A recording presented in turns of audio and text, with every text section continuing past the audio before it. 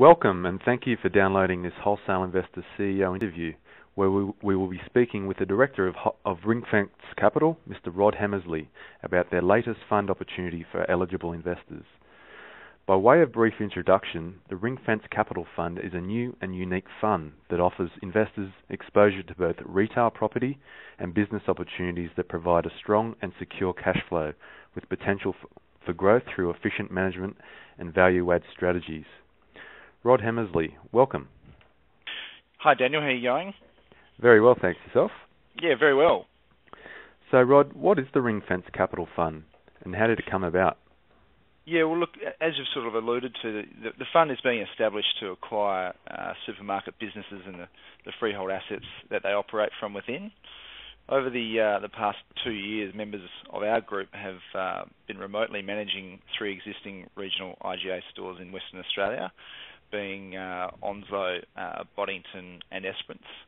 And they've set up a head office that's based in Perth that handles a lot of the back-of-house responsibilities that would normally be put on the store manager being the owner.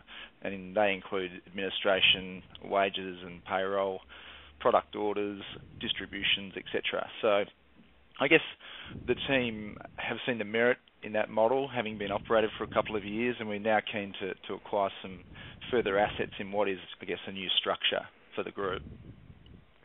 Fantastic. So what type of assets is the fund targeting? We're initially focused on regional supermarkets, but we'll also look at, I guess, as a secondary product, metropolitan opportunities as well, but subject to meeting, I guess, specific catchment criteria. And I guess why we've targeted regional in the first instance is to avoid competition. Often in regional towns, you're the only option for consumers to purchase their staple products like groceries. And secondly, which is quite specific to Western Australia, deregulation in the retail trading hours legislation recently occurred at the end of August, which has meant that the 2 big players in the market, Coles and Woolworths, can now trade on Sundays in the Perth metropolitan area. So that's going to put a lot of pressure on the metropolitan supermarkets that aren't obviously Coles or Woolworths, being IGA and some other independents. But importantly, these 2 big groups will still be restricted in the regional areas, so they still won't be able to trade on Sundays, whereas the smaller retailers such as IGA can continue to operate during those times. Great, that's very interesting.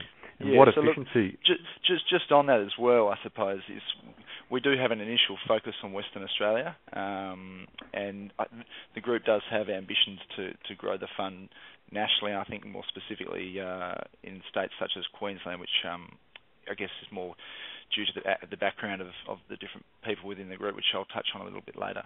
Yeah. So there's the potential to scale this nationally? Correct, yes. Fantastic. And what sort of efficiencies are you expecting to achieve through the establishment and scaling up of this fund?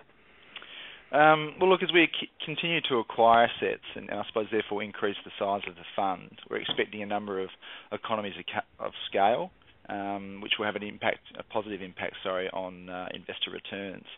And we're expecting these to occur in the areas such as investment buying. So as we become a bigger group, we'll have far better purchasing power. We'll take advantage of freight and distribution savings as well. It's particularly relevant for the regional locations. So we will look at acquiring clusters of stores, and we can already identify some of the savings that will occur in freight from those sort of avenues.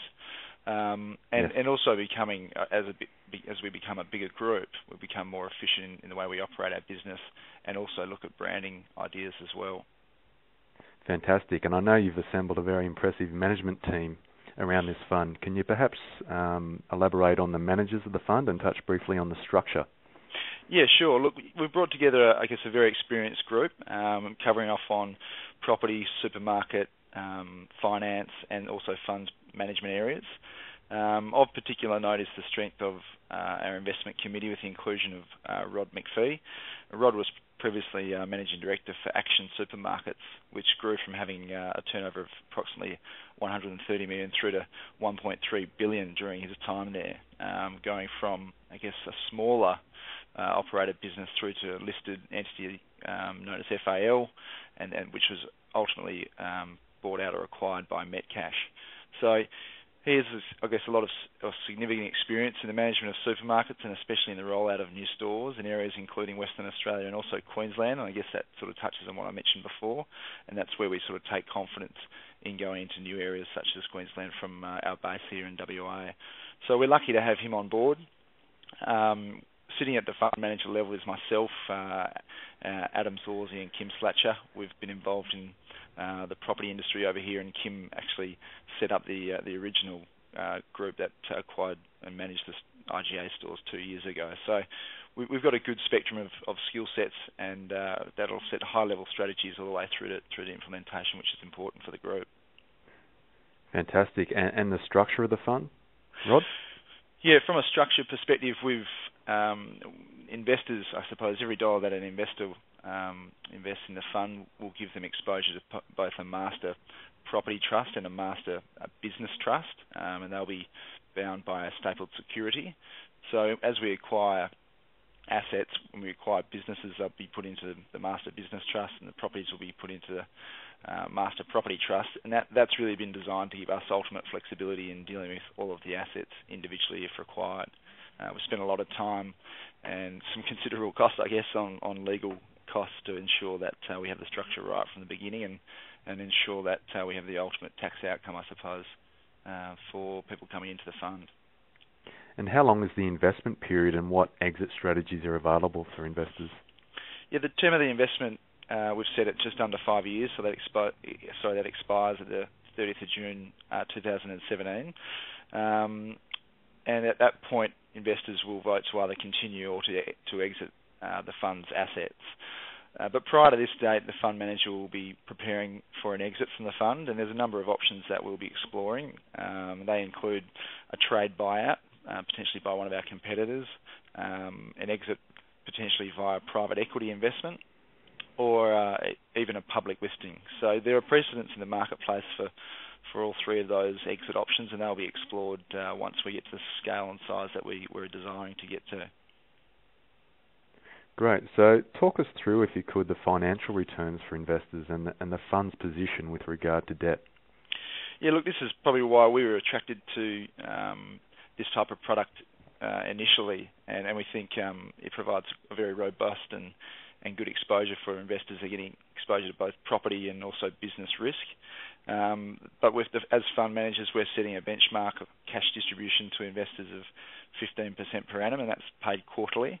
And it's important to note here that 15% does not include any capital growth in the assets through obviously our efficient, creating a more efficient management structure and increasing the performance of the stores.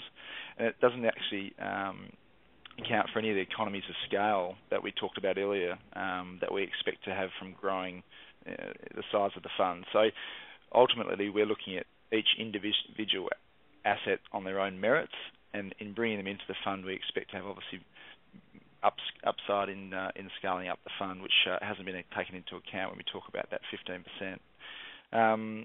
From a debt perspective, we've taken a fairly conservative view to gearing, with total debt at 44% loan-to-value ratio for the group. And I guess in addition, we'll also be making principal repayments during the life of the investment, so not just an interest-only component. We will be paying principal down on the business side of things, and that ultimately that principal will be returned to investors, which again is not captured in that cash distribution of 15% that we're talking about. And why should investors invest into the Ringfence Capital Fund?